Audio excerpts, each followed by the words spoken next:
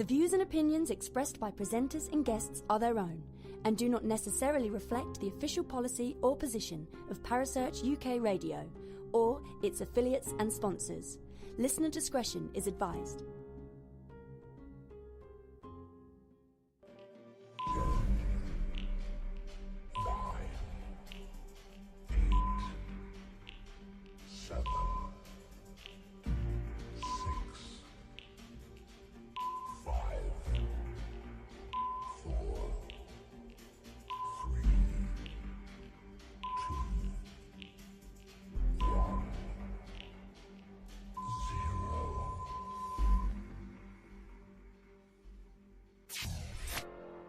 You're listening to Paranormal Concept right here on Parasearch UK Radio with your host, Paul Rook.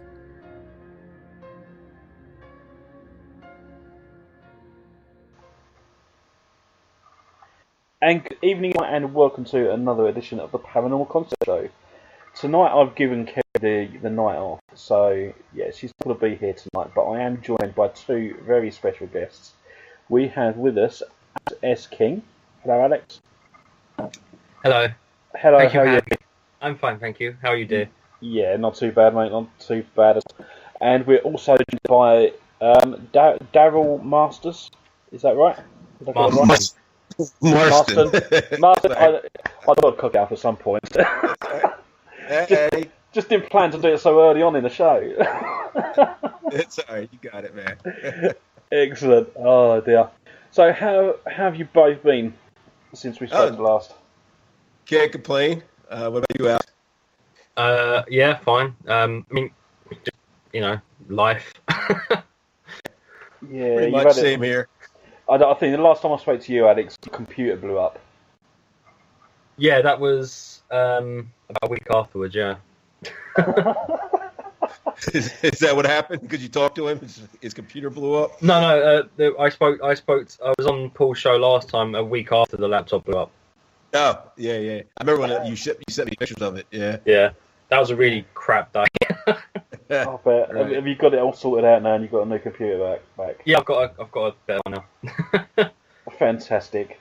Awesome. So, let's start with Daryl. Let's get a bit about yourself first before we move on to the show that you do. How did you get into the paranormal? Completely by accident, to be honest with you. I was always into the paranormal. I loved it. And all these shows started coming out in the early 2000s, and I always watched them and everything, but I never thought I'd be doing it until I actually got invited to like a Halloween paranormal thing here in the States. Yeah. And I went to it, and I got hooked. I mean, got a lot of great evidence that night with the people I was with, and been doing it ever since, man. It's been a blessing. Fell in love with it. That was back in 2007. Yeah. Cool. Sorry, I don't mean to interrupt, but there's something I've actually never asked Daryl. And I know I'm technically a guest, but I'm going to ask. So this is going to be an exclusive, everybody. So go ahead. I only talk to the dude every week on our show. So how big is no? How did you come up? Because obviously I'm part of Bullying Paranormal in the UK, and Daryl's team in America is Breaking Paranormal. I've never actually asked Daryl how you came up with the name. Breaking Paranormal, complete. Just put words together. That's it. Okay, fair. I don't know why I bothered asking now. Yeah, I don't know. It's funny because I've been on a lot of shows, and probably one out every other guest asked me where that name came from, and I always tell them I'm a big fan of Breaking Bad, but I watched like one season of the show, but I don't know. I just put the two words together, man, and it happened. Excellent. I've never watched that show. It doesn't really appeal to me whatsoever. Breaking Bad is very good. Yeah, it is. It was a good show. I've heard good things about it, but I've never actually wanted to see it. I've always watched other supernatural shows and just gone with really.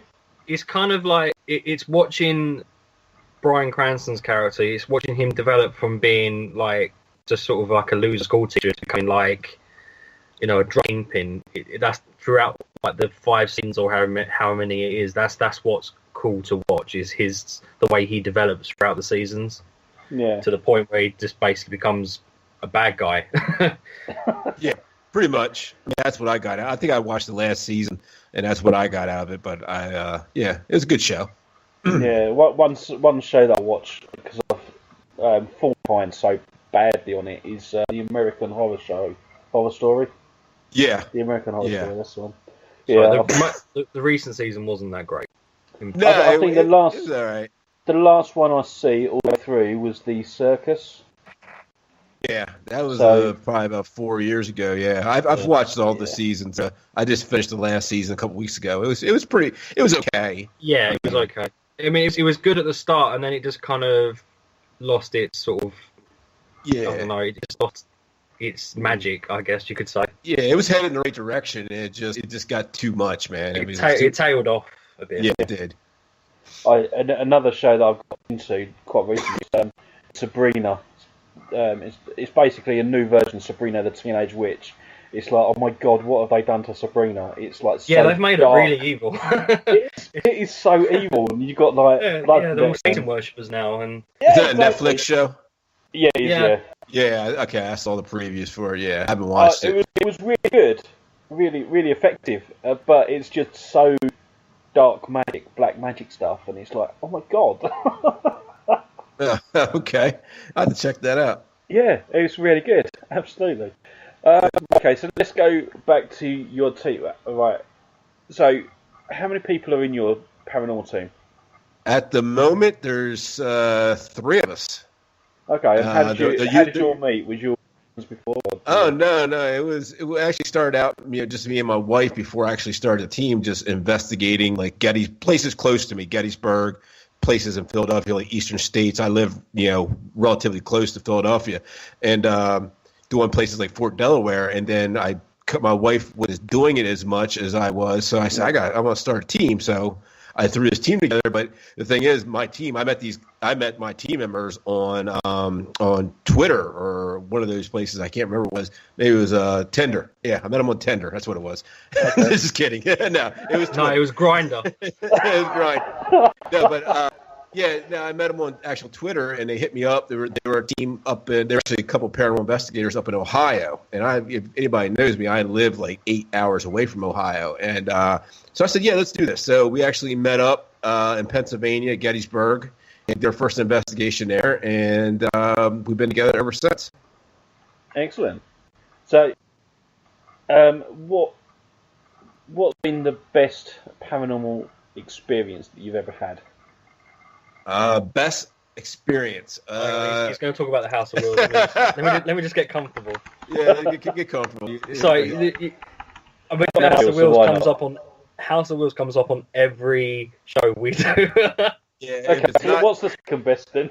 That would probably still be House of Wills. No. I would say I'm actually they're pretty even. There's 2 places that I've investigated that are really equal in quality as far as very, very haunt locations that have a darker background to them, and that's definitely House of Wills and Anderson Hotel. They're the 2 darkest places I've probably ever been. Tim Benny's House of Wills is pretty awesome. I mean, yeah. I mean, you go on about it for a reason.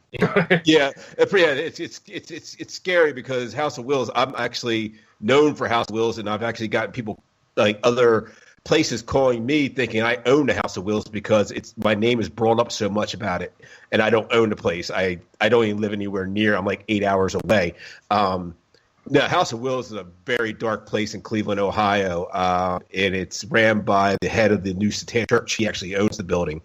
And so there's a lot of dark stuff going on there besides this rich history that's behind it for over like 120 years. It was a speakeasy. It was a German social club. It was a mortuary / funeral home in Ohio for African-American citizens. It was probably one of the biggest mortuaries in Ohio at one point.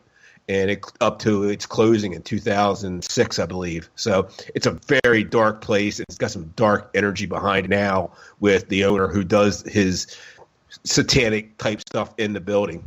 So from the outside, though, you wouldn't expect anything much about it. But if you actually go online and look at pictures of the inside, it's incredible. It's probably one of the, in terms of the architecture and stuff on the inside, it's probably one of the best locations I've ever seen. Yeah, it's so cool. Yeah, it's got this energy about it, and even when you see it, I mean, just in pictures, if you've never been there, it draws you in. It's weird. It was built by a mason back in the late 1800s, so there was a lot that went into it when this guy built it. This energy that he wanted to kind of make this building, so I think that had a lot to do with it in the architecture. It's got like different rooms. It has an Egyptian room. It has this big auditorium, like a 2-story auditorium in the center of it, with balcony seats that surround the whole auditorium. And it's got this huge mortuary basement. It still has the equipment down there where they used to make caskets, and it has all kinds of crazy stuff in the building, even a sub basement. So there's a basement in the basement. So it's a very insane, crazy place. Yeah, that's probably definitely the crazy places, but that's definitely top on my list. Excellent. Sounds good. And if I get a chance, that's where I'm going to head. Definitely. Absolutely. Yeah, Cleveland, Ohio. Check it out. Make sure you've got like someone with you who can carry a sidearm or something though, because apparently it's in like one of the bad parts of Cleveland. Yeah, you definitely got to carry when you're there. That's no joke. That's not me to you shooting the shit. That's me saying you definitely have to have somebody or everybody there carrying with them. Okay, cool. I'll maybe get your paranormal team to come join us for the night. Sounds good. Yeah. What sort of things have you experienced in that building? Because you said, like, obviously it's got a dark side to it. Have you experienced any negativity or negative spirit in that area? Yeah, I actually had an attachment, or I call it puppeting, because whatever it was actually attached itself to me in the building. And the crazy part was, it just wasn't me feeling weird or feeling funny. It was July, and July in the States, it's very hot. It was probably about 85, 90 degrees in that building that night. And there's a videotape of me where you could see my breath. Like it's 30 degrees outside. So something attached itself to me. I got really ill, cold. And there's a video also where I tell whatever it is to get off me, that it's not allowed to be on me, and a black mass shoots out of my body. Yeah. So something attached itself to me. I felt bad all night. The drive home the next day from Cleveland was probably the worst. And then when I got home, something actually followed me home, where I had to have my house blessed 2 or 3 times, or cleansed a couple times, just to get rid of it. It took about 2 or 3 weeks to do it. So yeah, it really put me for a ringer. Okay. And how do you stand on demons? Do you believe in demons? Do you believe that they're just with a ladder bad spirit? Yeah, just normal spirits that are just bad. I believe there's bad spirits, and I do believe there is demons. I don't think the demons are like TV makes them out to be, where they're every location. I think it's few and far between, and it's once in a lifetime when you run into something like that. Even if you've been doing paranormal investigating for 20 years, you don't just run into something like that. I mean, I believe they're real. Yeah, I just don't think they're not going around effing with everybody like people think they are. No, they're not in every location. There's dark spirits. There's bad spirits. If you're bad in life, you're probably bad in the afterlife. Just like you're good, you're probably good. That's what a lot of people are running into, these bad spirits who are just jerks or whatever, and they're just doing what they do best, messing with people. Yeah, absolutely. So over in the UK, when we hear about activity going on in the US, it's always negative energy, demons, gets thrown around quite a lot, and it's like, define demon. Right. Yeah. It's almost like everywhere that's haunted in America has just got a really bad spirit in it. And really, is it really like that? No. TV makes it like that. I mean, all the locations I've done, I've probably only ran into 1 or 2 dark spirits, and they weren't demons. I can tell you that now. They were just they're assholes, basically. That's all they were. They're not demons. So I've done an investigation in a location in the UK, and we had a spirit energy that was in the basement dungeon level of this gatehouse. And the medium that we had with us said that it was a human, but where it's been negative for so long, and it's just forgotten its humanity. So it's almost like transformed from a spirit into something like.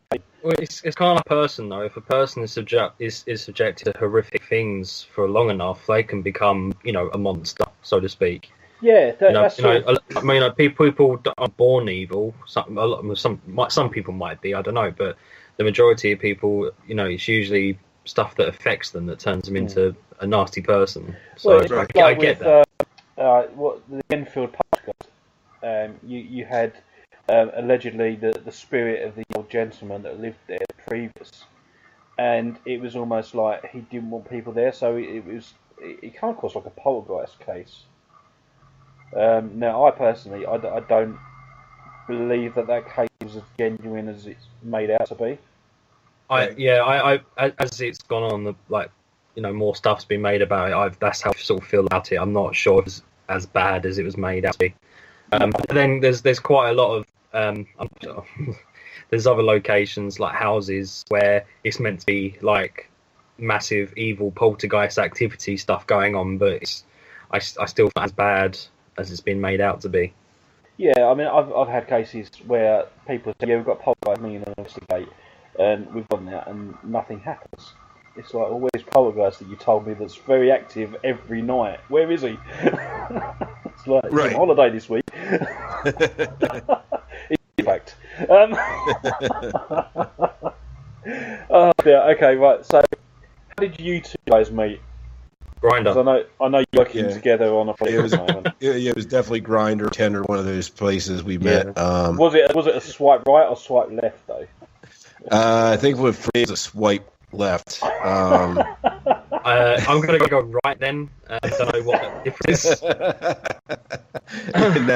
How did we meet, dude? I think I think you started talking to Helena because when for about 3 years, me and Helena took like a big break from the paranormal side of things. We decided to focus on her music.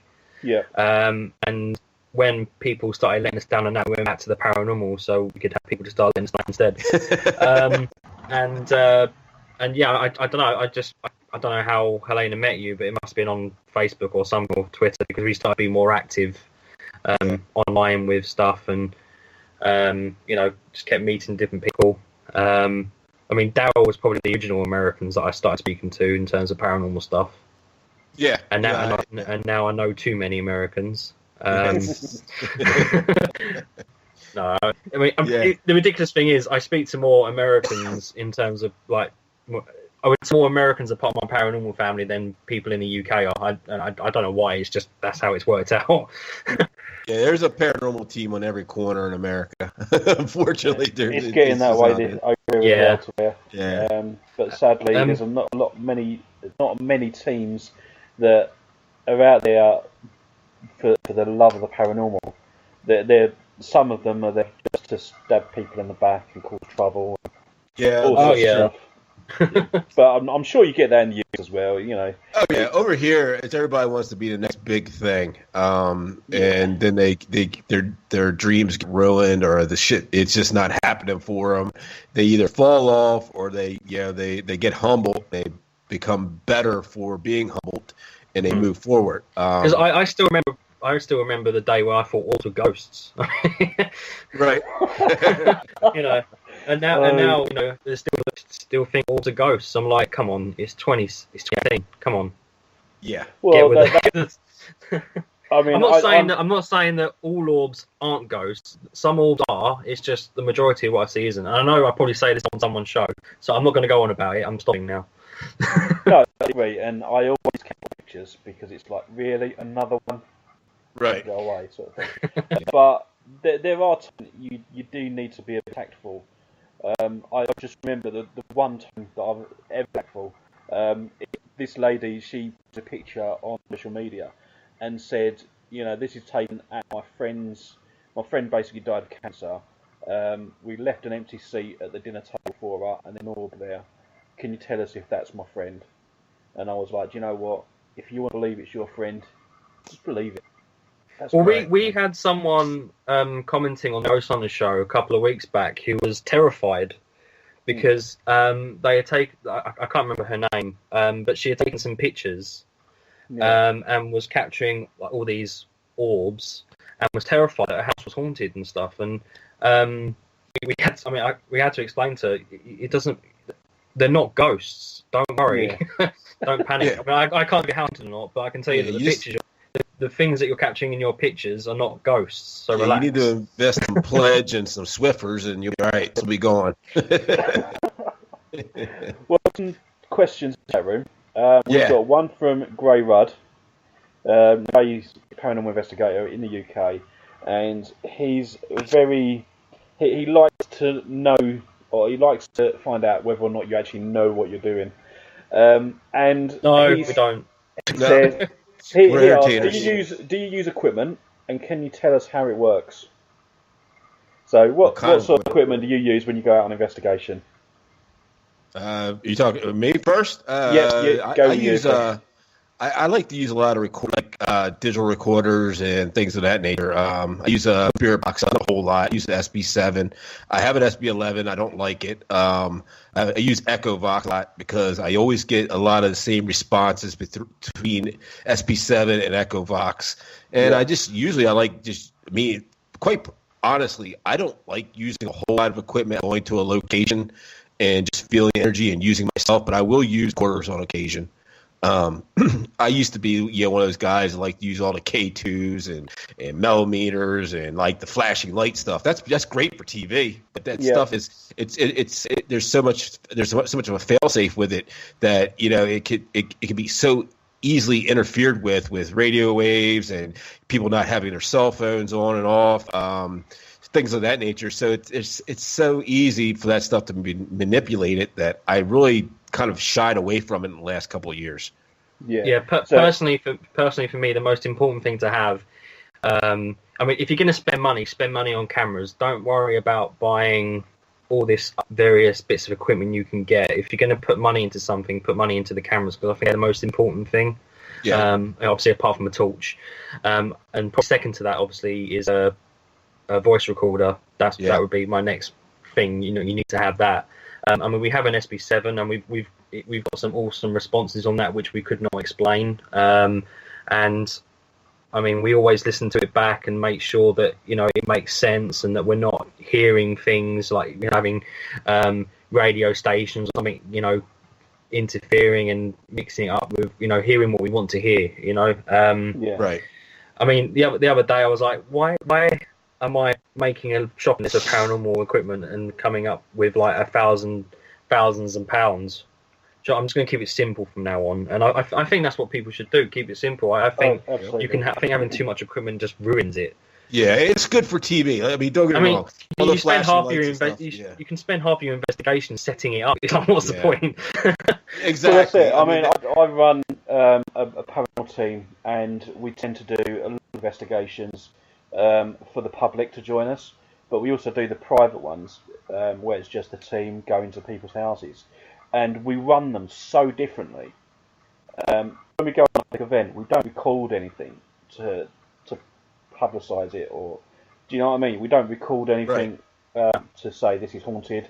We just go out for an experience. A lot of the public want to come in to the investigation and do all the stuff they do on TV. So we sort of give them that, but we also... But that's what it is, though. That's what you've got to do. We try and also teach them how to be a paranormal investigator without using the equipment. And we have... The way I do it is we set up the experiments as experiments like you would do at school or anything like that. So we'd basically say, right, this is the SB7, for example. We'll give them a sheet of paper with set questions on them, and then blank answer squares. So we'd have the SB7 going, we'll ask the questions, and they've got to write what they hear in the boxes. And we use that as an experiment, and they absolutely love that. So it's conducting an experiment using the public in the investigation. So we get what we want out of it, they get what they want out of it, and everyone loves it. And then we try and put an explanation to it as well. Yeah. But then when we're out on investigation at someone's house, we hardly take any equipment with us whatsoever. Again, on the public events, I tend to let the staff go off and deal with the public, and then I'll wander off on my own with no equipment whatsoever, just so I can get my own personal experiences of that location. So I do have like no equipment whatsoever with me. Yeah, our team used to take, it would just take so much time setting up static cams. And I mean, you could spend hours doing that, and then you got hours breaking it down. We just got away from that probably in the last 4 or 5 years because it was just taking so long to do. So now, I mean, pretty much we'll go. I mean, any more with us being that we're on Paranormal Warehouse, it's mostly live feed. So everything we do is a live feed. So we cut right to the live feed and we do a regular investigation. Yeah, there'll be some flashing lights and stuff, some millimeters and crap like that, just to get people interested because people love that, especially over here in the States. They see it on TV and they want to see it on live stream. So, I mean, that's the direction we go. But when we're doing an investigation by ourselves, I don't do any of that stuff. I mean, I'll use a recorder. That's it. Pretty much it. Yeah. Well, MJ in the chat room, she's asked a question. Who? For that. Who? MJ? MJ, yeah. What the hell's that? She basically wants to know, Daryl, are you going to be in the UK between the 7th and 10th of November 2019? I'm planning on it, MJ. I'm going to try. I'm going to take your offer and try to come over there and check out Sage. We're talking the same NJ, right? Yeah. Yeah, it is. Yeah. No, I know. I can guarantee that because of this. So. Yeah, I know. I'm just messing around. We're definitely going to try. I'm going to try. That's all I can say right at the moment. I mean, one thing I will say, Daryl, is like just warning: if you do come to the UK in November, it's not particularly the best time to come if you want to enjoy the weather. Plus, a lot of things are shut. But November does have the Sage Paracon going, so. Yeah, good. That's it. The Arctic weathers.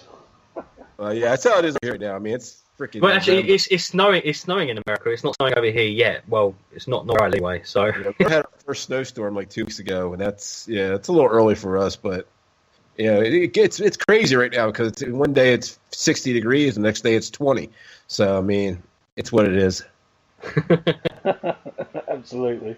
A question from Gray. He wants to know, as an American, because apparently you're American. No, that's obvious. What do you think about Zach Higgins? God, Shire.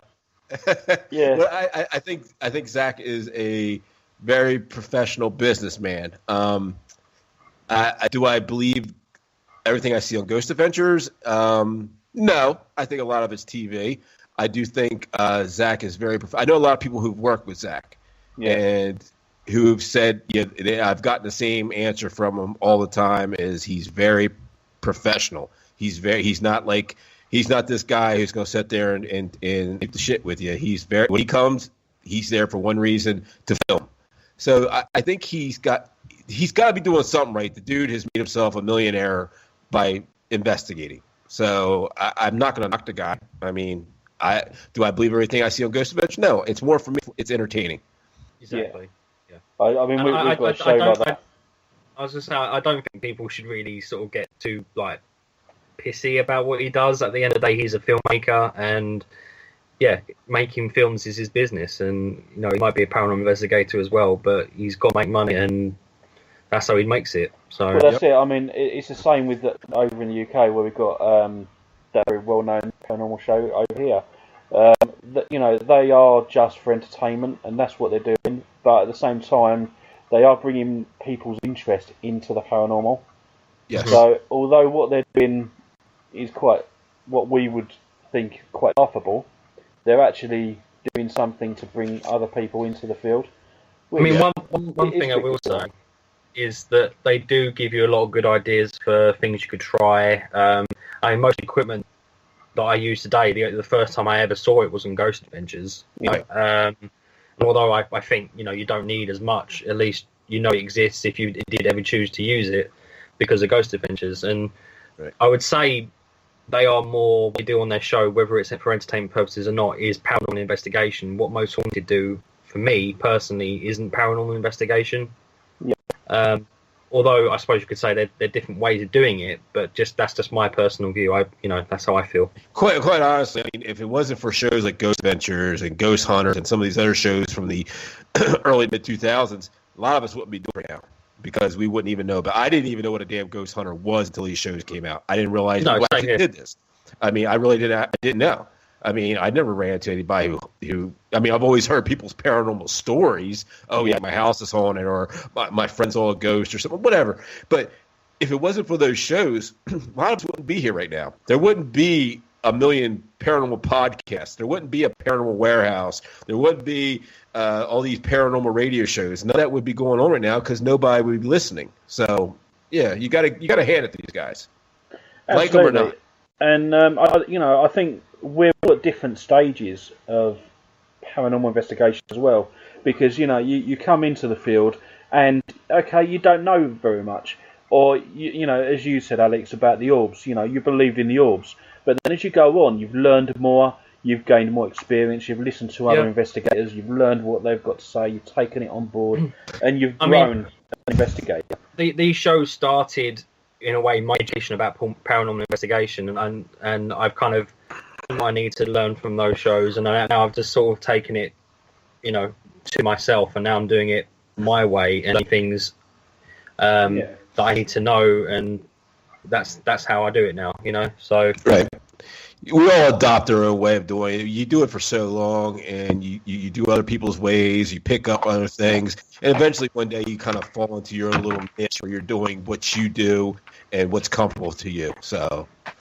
That's it, and then I'll get your own podcast then, and it's all about sharing the information, talking to people like you and learning more. I love doing all that.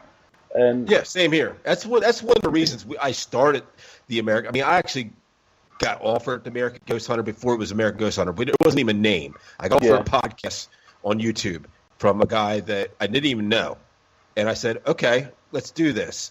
So I jumped on it. And it was a small little YouTube show, probably had 12 or 13 people tuning in every week. And it grew over about a year period, and we went to, a radio show. And then now we're on Paranormal Warehouse, one of the biggest paranormal outlets in the world when it comes to live stream. And now it's a bigger show. It's going to get bigger and bigger over the years. But that's the whole reason I got into it, because I wanted to make more contacts. I wanted to talk to people outside of my comfort zone, the people I actually investigated with, or the people I would meet. I got to meet a lot of really cool people, and I'm sure Alex would back me up on this. We've met a lot of really cool people doing our live stream. People that we didn't even know existed. And some that we did, we've interviewed guys like Nick Groff and Elizabeth Saint and all them, and a lot of other cool people like Jack Kenna, who's a good friend of the show. He's actually sat in for Alex as his a backup co-host on a couple of shows. So I mean, we've met a lot of really cool people, in the business who make shows, who've been doing shows, and a lot of guys like who are just out there doing investigating. And we made a lot of really good friends that way, and it's kind of like a family for us. There are some assholes out there. Don't be wrong. We've had some on the show that Alex can back me up on this too. That we never have on the show again. But in the most part, 99.9% of them have all been great people, and they all have something to offer. I would say at the end of every show we do, we're always like, we'll definitely have this person on again because they're worth it. And if we don't say it to them, then we're at least thinking it. So, if anyone listens to this and you haven't been asked, then don't panic. It's probably because we haven't said it out loud yet. Right. Yeah. We're a little booked up right now, but we're looking at 2019 to start getting some newer faces on, because we've had a lot of repeat guests. There's been people who've been on our show over the last year. But we've done it over 3 different formats, so we've just gone, we're on another format now, so let's just bring back an old guest because we've got different people that are watching or listening or whatever. We have an audience now. Our audience is worldwide, and they're very interactive with us on the live chats. They they want when they ask something, they want to answer it. If not, you're going to hear about it. But the problem is we have so many people asking questions during the live feed, and because what goes on Facebook is generally about 20 seconds behind us. So it's difficult to keep up with what people are asking. So we say to people, if we don't answer your question, just keep asking. We're not being rude or ignoring you. We don't think you're rude. Keep asking us. Just keep asking us so we see it, because some people get pissed. Some people get like they'll get a little belligerent on there and be like, come at you like, why aren't you answering me? Like, we didn't know you asked the question. Like, sorry, there's like 100 people on there and they're all asking questions. I'm sorry I did not see you. And we always tell people, hey, if we don't get to you, just message us. We get right to you, man. One of us is always on our phone or on the computer, and we'll see you that you're messaging us, and we'll get back to you. People like after the show and just message me about crazy stuff, whatever it is. I don't care. I'll try to answer it. If not, Alex will answer it. But yeah, they're great people. It's just they want they want to be answered right then and there. Yeah. So. Okay. Well, yeah, we do have people watching from all over the world. I mean, the majority of our audience is in America because of the time slot. But I mean, we've had people in Australia, obviously in the UK, Holland, people in Africa. We've been watching Taiwan, before, Canada, Brazil. So we've had people watch from all over the world, which is cool. It's pretty cool. It's humbling. It is. Yeah, that's what I was going to say. But then my brain sort of stopped thinking. I mean, when we first went to Paranormal Warehouse, we didn't know what to expect. We've been on there for 7 or 8 months now, and we really know what to expect. And it was very overwhelming at first, believe me, because you go from a radio format where we didn't get to see everybody listening. We got the ratings a week later saying, you had 1,500 people listening or 1,000 people listening. But when you see it, and you see the numbers and you're seeing people asking all these questions, it's very overwhelming. It's a while to get used to that. I think we manage it very well now. Yeah. Well, the paranormal does cover a lot of subjects. Yes. Have you got a favourite subject within the paranormal? I like the occult stuff for some reason. I'd always fall back to that, the occult and like the devil worshipping and Satanist type stuff. I like that for some reason. I don't know why. It's I guess just like everybody over here likes to hear the word demon. That's my fallback. I don't know what Alex's is. I mean, someone asked me. Didn't ask me personally. Some friends of ours who run a podcast show, Girls versus Ghosts, asked, what do you believe in more, ghosts or aliens? And despite the fact I'm a ghost hunter and I have seen ghosts and I have had them scratch me, throw things at me, touch me, make noises, etc., I had to say aliens. I believe in aliens more, and that's only because, we're still just on our own planet. I mean, there's creatures that are so far down underneath the surface in like the oceans and stuff that they shouldn't be able to live there, but somehow there's life. Right. And our solar system is tiny. It's like one house in a town or a city, right. And there's got to be other life out there. So aliens and UFOs and stuff. Yeah. I've never investigated it, but all that side of things intrigues me, and I don't know whether we're going to see aliens actually officially be here in my lifetime, and I don't blame them if they don't want to come here right now. Jesus. I said to Daryl the other day on the show, like I can imagine alien spacecraft going past Earth, locking the doors and making sure the windows are up. I can imagine. I mean, one was take me to your leader, but I mean, look at who we've got for the world leaders at the moment. It's like, no, leave them where they. And but other than obviously, I hunt ghosts. I'm intrigued by aliens, and other than that, I'm always into conspiracy theories. Some of them are stupid, don't get me wrong, but some of them are really intriguing, like all the intrigue and mystery surrounding now at 9/11 and the Illuminati, New World Order, and HARP and chemtrails and all that stuff. Apparently Elvis is still alive. Have you seen a program called The Curse of Oak Island? Yeah. I don't think I have. Yeah, you need to watch that. You need to watch that. You'll love it. It's got a conspiracy theory going on that island, I think. Yeah, I'll from Vikings to the Illuminati, everything on there. Yeah, Knights Templar, I think, was one of them. They even actually brought in a paranormal team to do an investigation on the island. Yeah, I haven't seen that one. No, all to do with treasure on the island, because they believe that. That I think the initial thought of it was that the Knights Templar, when they were being persecuted and killed and stuff, they took treasure from one of their strongholds, put it up to Scotland, and then shipped it over to Canada. And they found the island, and they buried it somewhere on the island. And they're looking at the Covenant, the big the coffin thing, the Ark of the Covenant. That's the one. Yeah, That's the Ark. As well as other religious artifacts and stuff.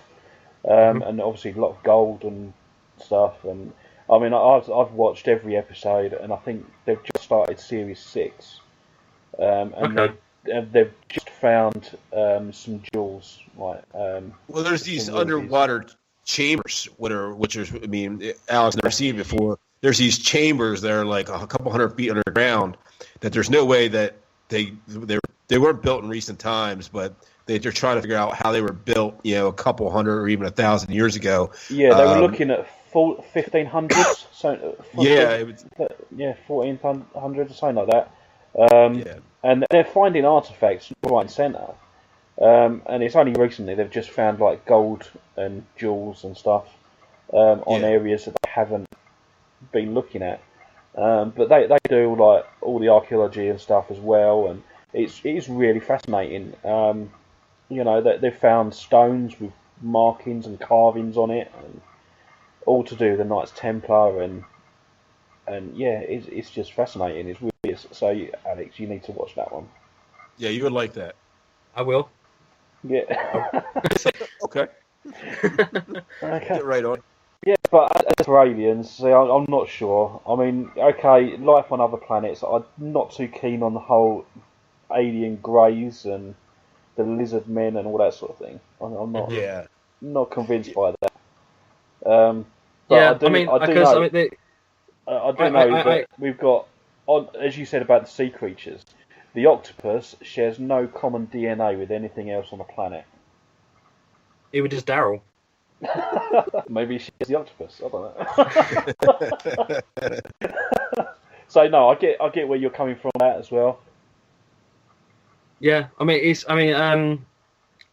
what you're talking, because I've watched videos on YouTube where mediums are like talking to aliens because they've gone into the spiritual realm, and I'm like, really, I'm not sure on it, but I mean, I personally do think that in a way makes sense. Aliens could be extra dimensional travelers, that's why they can travel around the world freely if they have to, and we generally don't notice. Yeah, I mean, I'm quite interested in ancient civilizations, and I mean, I've got to see quite a lot of documentary recently about the pyramids, Aztec pyramids, and then you've got the Egyptian pyramids and how they were built, and there's a new program that's 3D dimensioned them all, so you can actually crawl into them. And it's funny you should say that, because I watched a documentary recently where NASA apparently have been taking over ancient sites, but there's no reason for them to do it, because NASA aren't about trying to find proof of alien life throughout our history. NASA is about traveling, exploring, going up.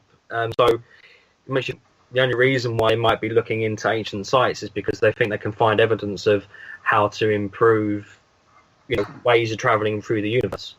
That's a theory anyway. Yeah, I mean, with the pyramids in particular, I know that I think the one in Giza, there's like it's not a skylight that goes from one of the rooms in the middle all the way out to the surface, and it's in line with the star constellations. Mm-hmm. Right. I can't remember what constellation.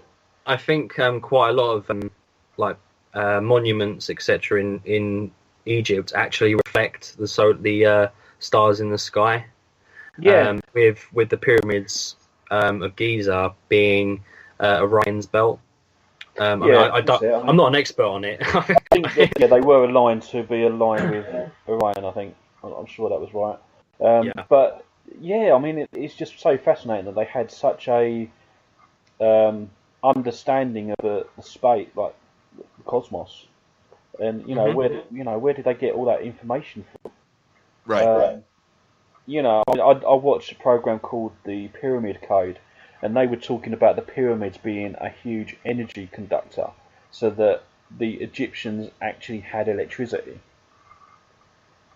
Yeah, I've heard that. And I'm not really. Did they? I don't know. I'm not too sure. And you got to remember, while this is all going on in Egypt, in the UK, we're still living in mud huts. Exactly. There was even a program on about the Exodus, like the freedom of the Jews and stuff. Did it actually really happen? And there was a point. I think they were looking at the period of Ramesses in Egypt, but from what they went back in history, it almost happened 200 or 300 years before Ramesses. So although the Bible, when they talk about the Exodus, was in the time of Ramesses, it wasn't actually. It was like 300-400 years before. So they can actually scientifically prove that. Someone uploaded something on Facebook the other day, which I found was quite funny. They went on Google Maps and did a estimated time of arrival from Jerusalem to Egypt to Cairo. Yeah. And it was like through walking, it was something like, I don't know, it was under a week or whatever. But Moses wandered in the desert for 40 years. Yeah. He got lost. He going around in circles. He didn't have a sat nav, but Well, that's it. I mean, yeah, there's loads of consistencies, and the science doesn't recognise that it could have happened 300 years because of what it said in the Bible about Ramesses, and all the archaeologists and that sort of discount it.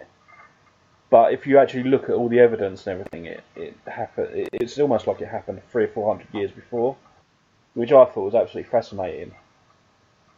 There's a lot of our human history and stuff that we think we know, but I don't think we do truly know what has gone on, especially when you go that far back. Yeah, we're reading books that people have written. They can write whatever they want. What really the real history is, you had to be there. I mean, we don't know. Yeah, exactly. I mean, we're only going by the evidence that has been produced. But I just think that when they come out with the information, and then the archaeologists discount it because actually it said in the Bible Ramesses was there. It's like, well, this says otherwise, so who are you going to believe? And the scientists obviously go with the book because it's been documented. And another thing, I mean, like any religious text as well, you have to remember it wasn't written by a higher being. It wasn't written by God. It was written by men, and like anything, they can be interpreted by in different ways, and that's why so many things get confused and mean things to other people, and you just have to remember that. Absolutely, and I do. I mean, I just find it so fascinating. And I mean, if there is such a thing as aliens, and I do believe at some stage there has been some outside influence on the ancient civilizations because they're all so similar. You even find tribes in the jungle that's had no contact with anyone from the modern world, and they've even got a religion. They all believe in a god. So, I can almost believe that there was some outside influence that caused that. No, this is completely different to our show. This is getting quite intellectual. Our show is just like a load of bullshit. Yeah, my brain hurts right now. I can hear. Jeez. Well, yeah, we do sort of like ramble on and throw ideas out there and blow people's minds. I like that. I mean, well, I don't know about Daryl, but we're not idiots, but we act like it on the show. But at the same time, on the American Ghost Hunter show, that is how we are. You know, we said it on the last one. We don't change anything about ourselves.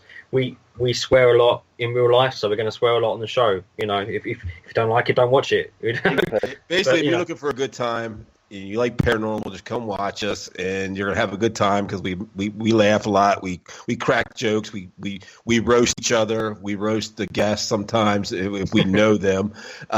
So yeah, it's a good time. That's it. As long as you enjoy yourself, it's just a bit of friendly enough, and just keep it like that. I mean, people like that, they really do. Yeah, I mean, me and Daryl insult each other on the show, and we insult each other when we're not on the show. It's just if you see some of the text messages back and forth, man, good God. Oh dear. Okay, so what have you got coming up on your show? Have you got any guests coming up or? Yeah, we've got Phil. Phil's on this week. I can't pronounce his last name, so it's Phil. Yeah, Phil. Like you, Sarkosa or something like that. Sarkosa, I believe it is. It actually runs a house called the Horsefly Chronicles. It's a haunted location. I believe it's in Pennsylvania. I don't know a whole lot about it. I've heard about it a lot over the last several years, but I kind of didn't follow it because they were getting some slack because of they feel like this guy who's running the house has brought this dark entity in himself by doing certain rituals. Let's put it that way. So I got to look more into it and see what I could dig up before the show. But that's what I get from it. So we'll see how that show goes. It should be interesting. I also have as soon as I get off here tonight, I got another show I got to go on over here. A good friend of ours, Resident Undead, Weaves Radio. So that'll be fun, just like this was. But I got that coming up, and in the future of Paranormal Warehouse, the show we're on basically is on Paranormal Warehouse. Paranormal Warehouse is one of the biggest paranormal outlets in the world as far as as live feeds go and merchandise and stuff like that. So go check it out on there. The direction for 2019 for Paranormal Warehouse is doing more not just live feeds but getting into producing their own shows. Producing shows on YouTube. They have a YouTube channel as well, not just a Facebook channel, and doing a lot of production on the YouTube channel, which they have a good following on there as well. But that's the direction we're heading in for 2019. A lot of YouTube, a lot of live investigations with some edited. It's basically there's going to be edited shows and live feeds mixed in with the edited show, so it's gonna be it's gonna be interesting. I don't know if anybody's done it that way before, where they actually have an actual edited show that was filmed before, like a half hour, 45 minutes, then that jumps into a live feed from the actual location where the show was edited about. So it's gonna be interesting. It's gonna be really kind of like EastEnders when they had their 30th anniversary special. Daryl won't understand what I'm talking about, but yeah. No. It's a British soap opera. Okay. Not an effing clue. You don't want to know. But yeah, either. I mean, because we don't own Paranormal Warehouse, but we're working closely with the guy that does. He's done a lot of hard work into it. I mean, there's nearly 500,000 people that follow it on Facebook. Yeah. And having the American Ghost Hunter show on there, it's great. We have a lot of fun doing it. And yeah, we're going to be working on hopefully getting some new shows, some new live feeds and stuff, like Daryl said. We're looking forward to it. And on our actual show, the American Ghost Hunter show, as I said, Phil is on this weekend, and then we've got Dave on the week after that. Dave Spinks. He's been on the show before. He's actually done a lot of shows over here in the States and Canada. He's a good guy. It's a haunted location up in, I want to say, Indiana. The name is slipping me right now, but he's got an actual show. I was talking to him a few weeks ago that's actually going to be airing on TV just about that location. So we're going to hit base on that. Yeah. And we've got for the rest of the year, we've got Karen Dahlman, who basically, I call her the Ouija board lady because she's like the person to go to if you have a question about the Ouija board. She'll be on the show as well at the end of the year. Next year, we're still talking to some people, but we're going to have Barry Guy on, who does Help My House Is Haunted. I've spoken to Barry. Johnny Hauser, one of Daryl's bum chums, is going to be on. Johnny's going on? All right. Yeah, in February. Oh, I wasn't meant to tell you. It was meant to be a surprise. Oh, never mind. Boy. Yeah, we have to talk about lifting weights and our beards. Yeah, exactly. and shooting guns. It's going to be a lot of like weightlifting and beard talk. So if you're into that, it's for you. I mean, we're going to be on next year as well, again. Yeah. And we've got a lot of guests who are going to be coming back because they're great people and they're really popular on our show, like Matt Kenner as well. So yeah, and we're working on getting some other guests as well, who are quite big in the sort of TV paranormal world. So yeah, that's what we're working on anyway. Yep. We have a great booker, Britt Dolly. She does all our booking for us. So when we and actually Alex helps out a lot with it too. I don't do shit. And I run the Facebook page for him and goes on the show as well. Yes, he does. Alex does an amazing job. The feed reflects our personalities, so it's basically it's a load of BS basically. And go check out our new merchandise line on Paranormal Warehouse as well. Go to Paranormal Warehouse Facebook page or their actual Paranormal Warehouse on their website, and go to the store and just go shop. There's some cool stuff on there. Fantastic. Well, we have to come to the end of the show. Oh, okay. That was a quick hour. It's gone so quick, doesn't it? Every time. I always run out of time. Yeah, so I just want to thank you for joining me tonight. It's been an absolute pleasure. And we'll definitely have to have you on again. Well, that's not new to me. I keep coming back. But there's a reason why. Absolutely, there's always a reason. Had a blast. Very informative. Great show, guys. Brilliant. And I'm going to be listening to yours at some stage. Absolutely. Got to be done. Yeah, thanks everyone that's joined us in the chat room. Thank you for your questions as well. And yeah, so good night, everybody. Hey, guys, nice talking to everybody.